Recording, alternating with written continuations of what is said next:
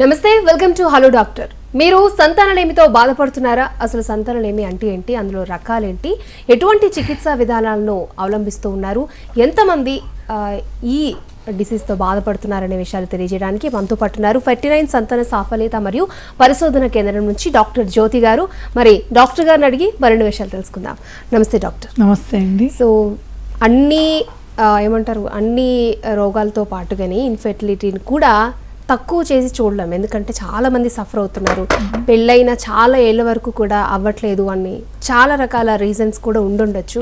So ప్రధానంగా 100లో ఎంత % members ఇన్ఫెర్టిలిటీతో బాధపడుతూ ఉన్నారు? వాళ్ళకి మీరు ఇచ్చే సలహా ఏంటి? సో జనరల్గా మనకి ఎప్పుడు సెన్సస్ జరుగుతుంది కదా, ఫర్టిలిటీలో కూడా కొంచెము మన కంట్రీలో ఆల్మోస్ట్ ఒక రీప్రొడక్టివ్ ఏజ్ గ్రూప్ చూస్తుంటే, పిల్లలు కావాలని ప్రయత్నం చేసే ఏజ్ గ్రూప్ చూస్తుంటే almost 9 to 15% బాధపడుతున్నారండి.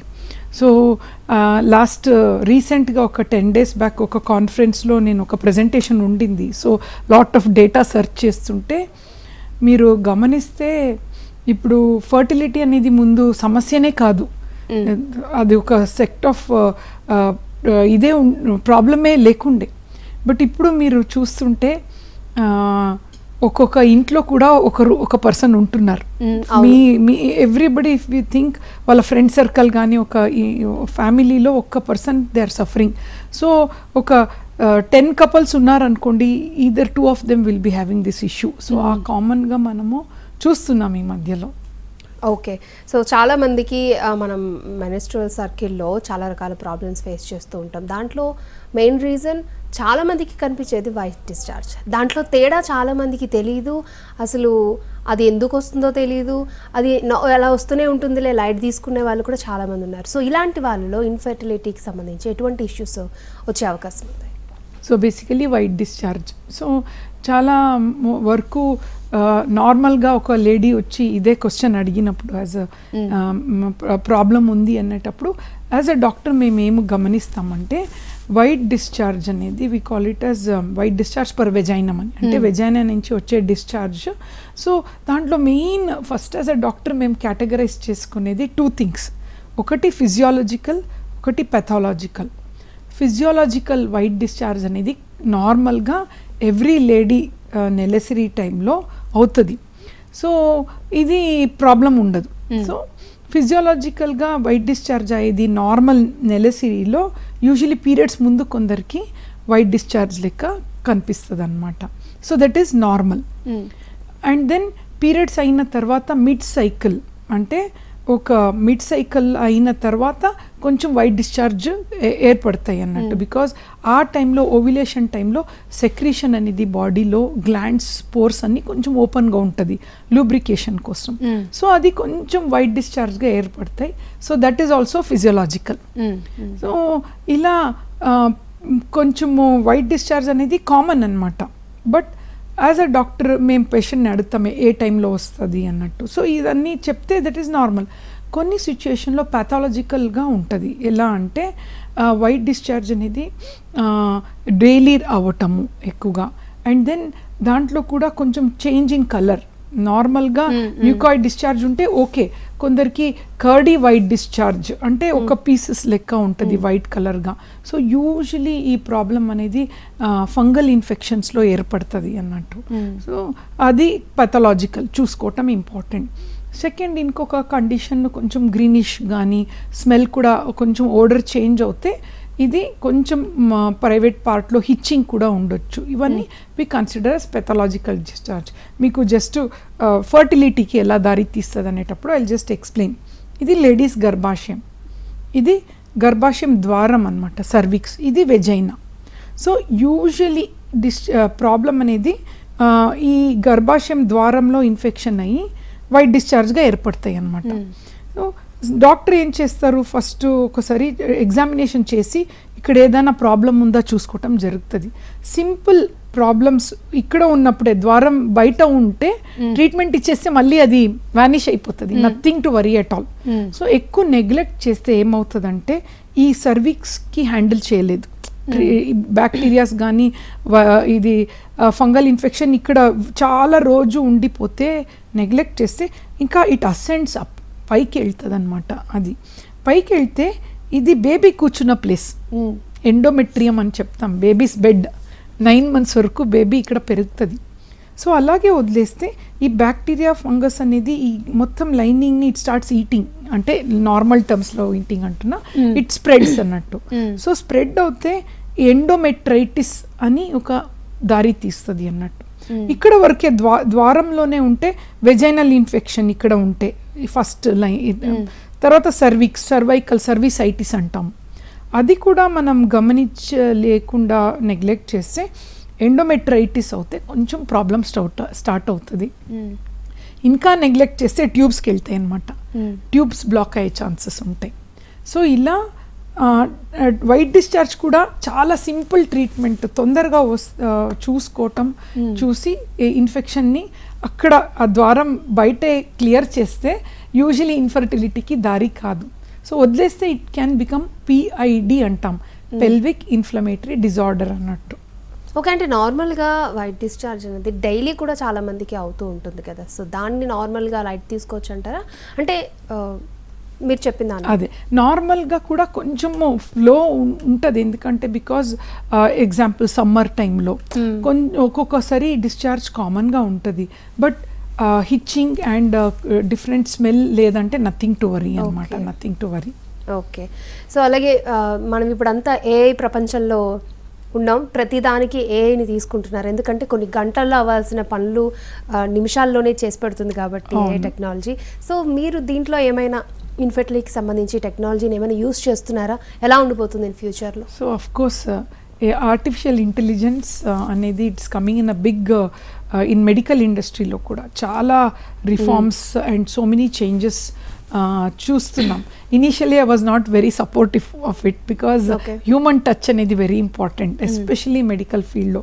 But in certain departments, example ఏంటి అంటే మనం చేస్తాం ఫాలిక్యులర్ స్టడీ కానీ స్కాన్లో చాలా డిఫరెన్స్, అంటే we're able to human error అనేది చాలా తక్కువగా చూస్తాం అన్నమాట. సో స్కాన్లో కూడా it is coming in a big way.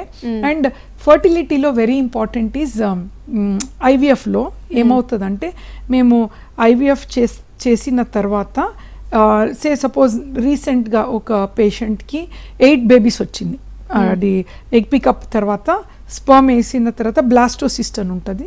So 8 blastocyst అయినప్పుడు అన్ని చూడటానికి చాలా మంచిగా గుడ్ అని ఉంటుంది, బట్ విచ్ వన్ ఈజ్ మనం అన్ని 8 పెట్టకూడదు, ఓన్లీ 1 or 2 పెట్టాలి తన గర్భాశయంలో. సో ఈ చూసింగ్ అనేది కొందరు దిస్ ఈజ్ బెటర్ అని హ్యూమన్గా కొంచెం ఇది చేస్తే కూడా ఆర్టిఫిషియల్ ఇంటెలిజెన్స్లో the integrate many things and it helps us in choosing embryos.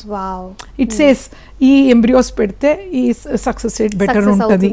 So of course any technology which helps mankind ని మనం యాక్సెప్ట్ చేయాలి, దాన్ని ఎలా యూజ్ చేసుకుంటాం అనేది important. Very true. Next caller ఉన్నారు, దుర్గాదేవి గారు విజయవాడ నుంచి. దుర్గాదేవి గారు, మీ సమస్య ఏంటో చెప్పండి. మనతో పాటు డాక్టర్ గారు ఉన్నారు, మాట్లాడండి. పీరియడ్ అనేది నాకు 6 రోజుల ముందే వచ్చేస్తుంది మేడం. ఓకే ప్రెగ్నెన్సీ అనేది రావట్లేదు, అందుకనే షుగర్ ఉంది నాకు. దుర్గా గారు, మీ ఏజ్ ఎంత అండి? 39 అండి. పిల్లలు ఉన్నారు అనుకుంటా కదా? లేదండి, ప్రెగ్నెన్సీ పోయింది. ఓ వెరీ సాడ్ అమ్మా. So 39 years, very valid question అడిగారు దుర్గా గారు. సో వెరీ ఇంపార్టెంట్ అమ్మా, నెలసరి అనేది ఎవ్రీ మంత్ కరెక్ట్ టైంకి అవ్వాలి. యాజ్ అ డాక్టర్ మేము ఏం చెప్తామంటే 28 to 30 days, every month 30 days కదా, 28 to 30 daysలో నెలసరి జరగాలి. సో యాజ్ లేడీ ఏజెస్ 35 తర్వాత ఏమవుతుందంటే ఎగ్స్ అనేది తొందరగా ఇట్ జస్ట్ వెళ్తూ ఉంటుంది అనమాట, ఇట్ వ్యానిషెస్ అలా. సో నెలసరి అనేది షార్ట్ అవుతుంది, షార్ట్ సైకిల్స్. మీరు కరెక్ట్గా చెప్పారు, 5 days ముందు అంటే 28 - 5, so it is 23 days cycle. So we call it as short cycle. అంటే every suppose in a year మీకు ఎవ్రీ మంత్ నెలసరి వస్తే 12 times పీరియడ్స్ ఉంటుంది. సో అదే 25 daysకి వస్తే 13 to 14 times cycle అవుతుంది. So 2 extra cycles in a year. So 2 times the machine is working. So అంటే it is ageing అన్నట్టు. సో యాజ్ విమెన్ ఏజెస్ అండి సైకిల్ షార్ట్ అవుతూ ఉంటుంది. షార్ట్ అయ్యి ఇప్పుడు 28 నుంచి 25 days, మళ్ళీ అది 24, 23 అలా 15 days వచ్చి ఆగిపోతుంది. సో మేము క్లైమాక్ట్రిక్స్ అంటాము మా సైంటిఫిక్ టర్మ్స్లో. So it is before menopause బాడీకి ఒక 5 to 7 years అడ్జస్ట్మెంట్ ఫేజ్ అన్నట్టు. సో ఈ టైంలో మీకు అందుకే నేను ఒక క్వశ్చన్ అడిగాను, ఇంపార్టెంట్ క్వశ్చన్, ప్రెగ్నెన్సీ ఆల్రెడీ అయిపోయిందా అని. 39 అండ్ షార్ట్ సైకిల్ ఇమ్మీడియట్గా స్కాన్ చేసుకోవాలి. ఎందుకంటే ఎగ్ బ్యాగ్లో నంబర్ ఆఫ్ ఎగ్స్ చూసుకోవాలమ్మా. ఎగ్ బ్యాగ్ ఉంటుంది స్కాన్లో, మనము ఓవరీ అని చెప్తాము. ఎగ్ బ్యాగ్ లోపల చిన్న చిన్న ఎగ్స్ ఉంటాయి. నార్మల్గా 8 to 10 ఎగ్స్ ఉండాలి లేడీస్కి. బట్ మీరు 39 years కాబట్టి 5 to 6 ఉంటే కూడా ఓకే. 5 to 6 ఉంటే మీకు స్టిల్ టైం ఉంది అన్నట్టు. సే సపోజ్ 1-2 ఎగ్స్ ఉంటే చాలా తక్కువ ఎగ్స్ అమ్మా. మీ ఓన్ జీన్స్తో మీరు మదర్ అవ్వాలంటే you should not waste time అనమాట. You have to immediately consult and pregnant అవ్వాలి మీరు. All the very good luck for you. So ఇప్పుడు ఆమెకి 39. సో యంగ్స్టర్స్లో కూడా ఈవెన్ నా ఫ్రెండ్స్లో కూడా షార్ట్ సర్కిల్ ఉంది వాళ్ళకి. బట్ ఇప్పటికీ వాళ్ళు ట్రై చేసినా కూడా కన్సీవ్ అవ్వలేదు. సో రీజన్ ఏమై ఉండొచ్చు? షార్ట్ సర్కిల్స్ వల్ల ఏమైనా ఇబ్బంది ఉంటుందా? అసలు ఎందుకు షార్ట్ సర్కిల్స్ వస్తాయంటారు? సో మీరు ఇంకా సెకండ్ లెవెల్లో అడిగారు క్వశ్చన్, గుడ్. ఎందుకంటే when elderly age, younger age, very very important. So when we see young lady almost 24-25 years with short cycle అన్నప్పుడు ఫస్ట్ ఇమీడియట్లీ ఛాలెంజెస్ ఆ టైంలో కొందరు మ్యారేజ్ కూడా అయి ఉండదు. కొందరికి కొందరు మ్యారేజ్ అయ్యి ఇప్పుడే పిల్లలు వద్దు, 4-5 years I want to settle, నేను ఈ జాబ్ చేస్తున్నా అని వచ్చినప్పుడు what we see as doctor, okay 23-24 years is very young కదా, they don't want to even plan pregnancy. So అప్పుడు షార్ట్ సైకిల్ ఉన్నప్పుడు what we do is age is supporting her, she is very young. Egg count జరుగుతుంది, మళ్ళీ ఒక scan చేసి period second day, ఆ period second day చాలా మందికి scan చేస్తాం, ఎస్పెషలీ ఎగ్ కౌంట్. ఎందుకు అంటే రెస్టింగ్ ఫేజ్లో ఉంటుంది ఎగ్, నెలసరి టైంలో ఓవ్యులేషన్ అవ్వదు. సో ఆ టైంలో ఎగ్స్ అనేది వెరీ క్వైట్గా ఎగ్ బ్యాగ్లో నంబర్ ఆఫ్ సైజ్ అనేది ఈజీగా తెలుస్తుంది అనమాట. సో ఆ టైంలో say suppose younger lady eggs అనేది 10-12 ఉంటే నథింగ్ టు వరీ, స్టిల్ వాళ్ళకి టైం ఉంది అనమాట. అండ్ దాంతోపాటు ఏఎంహెచ్ అనేది ఒక టెస్ట్. ఆ ఏఎంహెచ్ టెస్ట్ అనేది 2.5 కింద ఎక్కువ ఉందంటే వాల్యూ, సో పామిస్ట్రీ లెక్క we can teller you still have time, don't worry అని చెప్పొచ్చు. అదే she comes younger age, short cycle, egg అనేది 4-5 ఉండి ఏఎంహెచ్ 1 కింద తక్కువ ఉంటే హెచ్చరిస్తాం, మీకు ఎక్కువ టైం వేస్ట్ చేయకండి, మీరు న్యాచురల్గా ప్రెగ్నెన్సీ ప్లాన్ చేసుకోవాలంటే ఫ్యామిలీ ఫస్ట్, ప్రొఫెషన్ సెకండ్ వాళ్ళకి. Because end of the day I also tell all couples to try naturally. ఇప్పుడు న్యాచురల్గా ప్రెగ్నెన్సీ అవ్వటం అంటే very nice it is, because ఎక్కువగా ఏమీ లేకుండా ఇట్స్ దేర్ రైట్ కూడా కదా. సో ఎగ్స్ కౌంట్ ఎక్కువ ఉండి ఏఎంహెచ్ వాల్యూ నార్మల్ ఉందంటే టైం ఉంటుంది. ఎగ్ కౌంట్ తక్కువ ఉండి ఏఎంహెచ్ కూడా తక్కువ అవుతే వాళ్ళకి టైం తక్కువ. So we'll tell them 1 year లోపల యూ ప్లాన్ న్యాచురలీ, ఈజీగా మీరు డాక్టర్ దగ్గర తిరగాల్సిన అవసరం ఉండదు, ప్రెగ్నెన్సీ ఛాన్సెస్ హై ఉంటుంది. And later you concentrate. నేను ఎప్పుడు ఎగ్జాంపుల్ చెప్తా, 70 years వరకు బతుకుతారంటే మీరు ఇప్పుడు పిల్లలు అయిపోతే మీరు ఇంకా లైఫ్ లాంగ్ పని చేసుకోండి, any time you can work.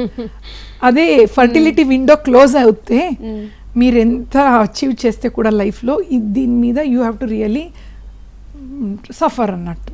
Doctor caller ఉన్నారండి, మాట్లాడదాం. నరేష్ గారు ఫ్రమ్ గుంటూరు. నరేష్ గారు చెప్పండి, మీ సమస్య ఏంటో మనతో పాటు డాక్టర్ గారు ఉన్నారు, మాట్లాడండి. నమస్తే మేడం. నమస్తే నరేష్ గారు. నా మ్యారేజ్ అయ్యి 2 years అయిందండి. ఓకే, 2 years అయింది. నాకు స్పెర్మ్ కావాలంటే కొంచెం కష్టంగా ఉందండి. ఓకే, అంటే బాగా ముక్కాల్సి వస్తుంది, అంటే బాగా బాగా ఒత్తి స్ట్రెస్ పెట్టాల్సి వస్తుంది. ఓకే. సో నరేష్ గారు, మెయిన్ ఇష్యూ ఏంటి అంటే స్పర్మ్ రావటంలో మనము నార్మల్గా ఆండ్రాలజీకి సంబంధించిన కండిషన్ అనమాట. సో ఫర్టిలిటీ అనేటప్పుడు 2 వింగ్స్ ఉంటాయి అన్నట్టు. What we call, one is sexual disorder, one is pregnancy అనమాట. సో మా స్పెషాలిటీ ఈజ్ బేసికలీ అబౌట్ ఇది ఫర్టిలిటీ అన్నట్టు. But since sex related issues కూడా one of the main reason అన్నట్టు. ఎందుకంటే కొందరికి పెళ్ళి అయి ఉంటుంది బట్ వాళ్ళకి ప్రెగ్నెన్సీ ఎన్నోసారి, జస్ట్ లాస్ట్ ఒక 1 month బ్యాక్ ఒక కపుల్ వచ్చి మాట్లాడి నాకు ప్రెగ్నెన్సీ కావాలి, మా పెళ్ళి అయ్యి 8 years అని చెప్పారు. సో ఇలా మనము అడుగుతుంటే హిస్టరీ టేకింగ్లో అడుగుతూ ఉంటే సేమ్ హస్బెండ్ అండ్ వైఫ్ ఇదే ప్రాబ్లం, మాకు పెళ్ళి అయింది but we have never been together, consummation of marriage అనేది కాలేదు అంటే వీ వర్ ఆస్కింగ్ దెమ్ ఏంటి మీ ప్రాబ్లం అంటే లేడీస్లో కొంచెం కొన్ని ఇష్యూస్ ఉంటాయి, we call it as vaginismus అని, లేడీస్లో ప్రాబ్లం అవుతాయి అంటే వాళ్ళకి the thought of even being together causes scare to them. అంటే ఆ స్కేర్ వల్ల ఏమవుతుందంటే ఒకలాగా స్ట్రెస్ వల్ల ఆల్ లోవర్ అబ్డామినల్ ఆర్గన్స్ చాలా టైట్ అయిపోతుంది అండ్ వెజైనిస్మస్ అని లేడీస్లో చెప్తారు. అండ్ మేల్స్లో కూడా కొన్ని ఇష్యూషన్ ఉండొచ్చు. It may not be because of scare, other reasons ఉండొచ్చు. సో ఇజాక్యులేటరీ డిజార్డర్స్ అని చెప్తామన్నమాట. సో మీకున్న ప్రాబ్లమ్కి ఆండ్రాలజిస్ట్ దగ్గర వెళ్తే మీకు డెఫినెట్లీ హెల్ప్ అవుతుందండి. అండ్ నథింగ్ టు వరీ, ఈ సమస్యలు కూడా ట్రీట్మెంట్ ఉంటుంది. అండ్ కొన్ని ట్యాబ్లెట్స్ ఉంటాయి, కొన్నిసారి ఏదైనా బ్లడ్ టెస్ట్ చేసి థైరాయిడా షుగర్ ఏదైనా ఉందా అని చూసుకోవటం ఉంటుందన్నమాట. సో డోంట్ వరీ అండి. సో కరెక్ట్ అయిన ట్రీట్మెంట్ తీసుకుంటే ఈ ప్రాబ్లమ్స్ కూడా అవాయిడ్ చేసుకోవచ్చు. ఓకే అండి, నెక్స్ట్ కాలర్ మోహనమ్మ గారు కడప నుంచి. మోహనమ్మ గారు మీ సమస్య ఏంటో చెప్పండి, మనతో పాటు డాక్టర్ గారు ఉన్నారు, మాట్లాడండి. హలో అండి, నమస్తే మేడం. నమస్తే మోహనమ్మ గారు, చెప్పండి. మేడం మాకు తెలిసిన వాళ్ళు మేడం, మా కజిన్ గారు. ఓకే, పాప 26 years మేడం. 25 years, ఓకే అమ్మా. 25 కంప్లీట్ అయింది మేడం. ఓకే, కూడా ఆగస్ట్ కంప్లీట్ అవుతుంది. Good, she young, very nice. ఆ పాపకు వచ్చేసి పీరియడ్స్ టైం మేడం స్టార్టింగ్ నుంచి ఎక్కువ ఓవర్ బ్లీడింగ్ అయ్యేది మేడం. మెచ్యూర్ అయిన తర్వాత 3 times బాగా వచ్చింది. ఓకే, తర్వాత ఓవర్ ఎక్సెస్ అవుతా ఉండేది. అలా అలా హార్మోన్స్ బ్యాలెన్స్ ఉండాలని అంటే ఇప్పటి ప్రస్తుతానికి ఆ పాప స్టేజ్ ఎలా ఉందంటే మేడం ఒక 11 days నుంచి 13 days స్టాప్ అయిపోతుంది. ఓకే, 13 days అయింది, కౌంటింగ్ స్టాప్ అయిన రోజు నుంచి అంటే పీరియడ్ టైం వచ్చేస్తుంది. Okay okay. సో ఈ కండిషన్ మోహనమ్మ గారు ఇర్రెగ్యులర్ సైకిల్ అని చెప్తాం. అండ్ ఆల్సో హెవీ బ్లీడింగ్ అన్నట్టు. సో నేను మీకు చెప్తాను. ఇప్పుడు నార్మల్గా ఇప్పుడే జస్ట్ ఒక డిస్కషన్ వచ్చింది, ఎవ్రీ మంత్ కరెక్ట్గా నెలసరి అయ్యి 3 to 5 days అనేది పద్ధతి అన్నమాట. అది ఫిజియాలజీ. ఎందుకు అంటే నెలసరి కరెక్ట్గా 15వ రోజు 15th day of cycle around 12th to 15th day egg విడుదల అవుతుంది. ఎగ్ విడుదల అయిన తర్వాత ఈ ఎగ్ అనేది సీడ్ అనమాట, ఇత్తనాలు. భూమి అనేది సాయిల్ అనేది గర్భాశయంలో ఒక లైనింగ్ ఉంటుంది అన్నట్టు, ఎండోమెట్రియం అని చెప్తాం. సో ప్రెగ్నెన్సీ కాలేదనుకోండి 15 రోజుల తర్వాత ఈ భూమి అనేది షెడ్డింగే పీరియడ్స్ అన్నట్టు. సో ఒక డాక్టర్ దగ్గర వచ్చి ఇర్రెగ్యులర్గా సైకిల్ అవుతుంది అన్నప్పుడు మేము ఫస్ట్ అది ఓవ్యులేషన్ అవుతుందా అని చూసుకోవటం జరుగుతుంది. సో మీరు చెప్పిన ప్రకారం యానోవిలేటరీ సైకిల్స్ అంటే వచ్చి చాలా హెవీగా ఫ్లో అవుతుందంటే ఈ భూమి అమ్మ, ఈ బేబీ బెడ్ కూర్చున్న ప్లేస్కి ఎండోమెట్రియం అంటారు. స్కాన్లో మనకి గర్భాశయం లైనింగ్ ఎండోమెట్రియం నార్మల్గా అది వాల్యూ ఒక ఓవ్యులేషన్ టైంలో 8 to 10 mm ఉండాలి అరౌండ్. నెలసరి టైంలో థిన్గా ఉంటుంది, 4 mm ఉంటుంది. పీరియడ్స్ అయ్యే ముందు అది ఫస్ట్ నెలసరి సెకండ్ డేలో 3, 4, 5, 6 అనేది ఎవ్రీ 1 day 1 mm పెరుగుతూ ఉంటుందమ్మా. నెలసరి టైంలో 4 mm ఉన్నది, పీరియడ్స్ టైంలో ఆల్మోస్ట్ ఒక 15 mm వరకు కొందరికి పెరగొచ్చు మ్యాక్సిమం. సో నెలసరి కాలేదు అనుకోండి, ఒక్కొక్కసారి 3 monthsకి నెలసరి కాలేదంటే చాలా థిక్ అయిపోతుంది. సో మళ్ళీ బ్లీడింగ్ స్టార్ట్ అవుతే ఆ 3 monthsది అక్యుములేట్ అయినది ఒక 10-15 days వరకు బ్లీడింగ్ అవుతూ ఉంటుంది స్లోగా, ఎందుకంటే 3 months బ్లీడింగ్ కాలేదు కదా. సో బట్ మీ కండిషన్లో ఏం చెప్పారంటే ఇర్రెగ్యులర్గా అవుతుంది అన్నప్పుడు మేబీ అది సరిగా షెడ్ అవ్వట్లేదు. సో ఇటువంటి అయిన కండిషన్ కూడా సొల్యూషన్ ఉంది. ఏం చేయాలి as a doctor? First scan చేయాలి. కొన్ని కండిషన్స్ లైక్ గర్భాశయంలో ఒక చిన్న గడ్డ ఉంది అనుకోండి, లోపల ఫైబ్రాయిడ్ పాలిప్ అంటాము. చిన్న పాలిప్ ఉందంటే ఇర్రెగ్యులర్గా బ్లీడ్ అవుతూ ఉంటుంది. అది క్లీన్ చేసే వరకు ఈ ప్రాబ్లమ్స్ కాదు. ప్రాబ్లమ్ అని మనము రూట్ కాజ్ అనాలిసిస్ చేసి హెల్ప్ చేయలేం. సెకండ్, ఫైబ్రాయిడ్ ఉండొచ్చు. సో ఒక్క చిన్న స్కాన్లో మనకు ప్రాబ్లం తెలుస్తుందమ్మా. అది చేసిన తర్వాత ఏమి ఫైబ్రాయిడ్ పాలిప్ లేదనుకుంటే చిన్న ట్యాబ్లెట్స్ ఒక 21 days ట్యాబ్లెట్ ఇచ్చేస్తే కరెక్ట్గా సెట్ అవుతుంది అనమాట. డోంట్ వరీ అండి. ఓకే, సో మీరు చాలా బాగా ఎక్స్ప్లెయిన్ చేశారు. ఎగ్ రిలీజ్ అయిన తర్వాత సో అది ఏమంటారు, పిండంగా కన్వర్ట్ అవ్వకపోతే పీరియడ్స్ వస్తాయని చెప్పి చాలామందికి చెప్తూ ఉంటారు, మీకు అసలు ఎగ్సే లేవు, ఎగ్ కౌంట్ లేదు అని. సో అలాంటి వాళ్ళకి ఏమవుతుందంటే షార్ట్ సర్కిల్లో త్వరగా ఏమంటారు పీరియడ్స్ వచ్చేస్తూ ఉంటాయి. ఈ రెండింటికి కొంచెం కన్ఫ్యూజ్గా ఉంది, కొంచెం ఎక్స్ప్లెయిన్ చేస్తారా? యా, సో నెలసరి ఇర్రెగ్యులర్ ఉన్నప్పుడు యాజ్ అ డాక్టర్ మేము 2 things చూసుకుంటాం. ఒకటి ఓవిలేటరీ సైకిల్సా, నాన్ ఓవిలేటరీ సైకిల్సా అని. ఓవిలేషన్ సైకిల్స్ అనేదే నార్మల్గా అందరు లేడీస్లో అయ్యేది. Every month it is ovulatory cycles. అండాశయము 10th to 12th day బయటకు వచ్చినప్పుడు కరెక్ట్గా ప్రెగ్నెన్సీ లేదంటే 15 days పీరియడ్స్ అవ్వటం. దిస్ ఈస్ ద లైఫ్లో క్రియేషన్ అనమాట. లేడీస్లో HPO యాక్సిస్ అని ఉంటుంది, బ్రెయిన్ నుంచి వస్తుంది అంత సిగ్నల్. హైపోథాలమో పిట్యూటరీ ఓవేరియన్ యాక్సిస్ అని. సో ఇది క్లాక్ లెక్క మనకి టైం సెట్ అయ్యేటట్టు కూడా లేడీస్లో ఒక రిథమ్ ఉంటుంది. ఇప్పుడు సర్కాడియన్ రిథమ్ అని ఉందనుకోండి బాడీలో, కరెక్ట్ టైంకి నిద్ర వస్తుంది, కరెక్ట్ టైంకి ఫుడ్ తినాలి అనిపిస్తుంది. This is all called circadian rhythm. 24 hours ఒక వచ్చే రిథమ్. సో పీరియడ్స్ వచ్చేది ఇన్ఫ్రేడియన్ రిథమ్ అని. ఎవ్రీ మంత్లో క్లాక్ అన్నట్టు అది సెట్ అయి ఉంటుంది బాడీలో. అది ఓవ్యులేషన్ సైకిల్ అని చెప్తాం. సో కొందరు లేడీస్లో ఈ క్లాక్ అనేది సెట్గా ఉండదు. So it is non ovulatory cycles. ఎప్పుడో సైకిల్ వస్తుంది, ఎగ్ అండాశయం రిలీజ్ అవ్వదు. అది అండాశయం కంట్రోల్, ఇత్తనాలు భూమి సెట్ ఉంటే ఒక రిథమ్ ఉంటుంది. ఇతనలే ఒక టైప్లో ఫంక్షన్ చేస్తుంది ఎగ్స్ అనేది. ఎండోమెట్రియం భూమినే ఒక టైప్ ఫంక్షన్ చేస్తుంది, అంటే హార్మోన్ ఇంబ్యాలెన్స్. ఇటువంటి అయిన కండిషన్లో నెలసరి ఎప్పుడో అవుతూ ఉంటుంది, ఇర్రెగ్యులర్ షార్ట్ సైకిల్ అవుతుంది, సడన్గా లాంగ్ సైకిల్స్ వస్తుంది. సడన్గా వాళ్ళకి తెలియదు ఎప్పుడు నెలసరి అని.